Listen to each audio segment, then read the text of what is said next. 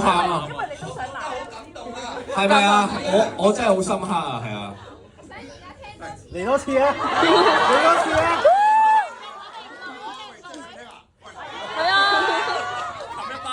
睇多次啊！睇多次有得睇多次就有得聽啊！啊嗱，唔係，其實咧我自己覺得最感動咧有好多位嘅，我自己都喺度淚點嘅。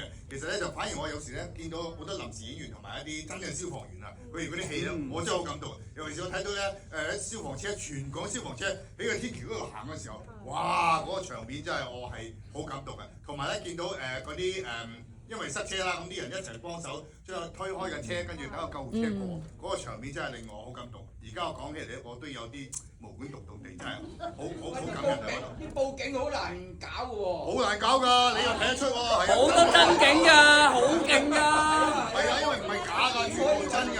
報警咧？咩話？點樣揾到？唔係揾㗎，搭出嚟㗎。真係搭出嚟啊，唔係揾㗎。係真係搭出嚟㗎。幾點喎？真㗎，搭出嚟㗎。搭出嚟㗎，我哋揾咗3公頃嘅地方，用咗超過100噸嘅100噸嘅鋼鐵同埋超過百幾部車去搭出嚟。係啊，全部搭出嚟嘅。個主機又係用4個地方砌出嚟㗎，係啊，所以砌咗嗰個牆嗰度係啊，嗰個叫咩？嗰個叫咩？垃圾場，係回收場，係啊，回收場，回收場。蓄水池好多嘅嚇嗰樣嘢。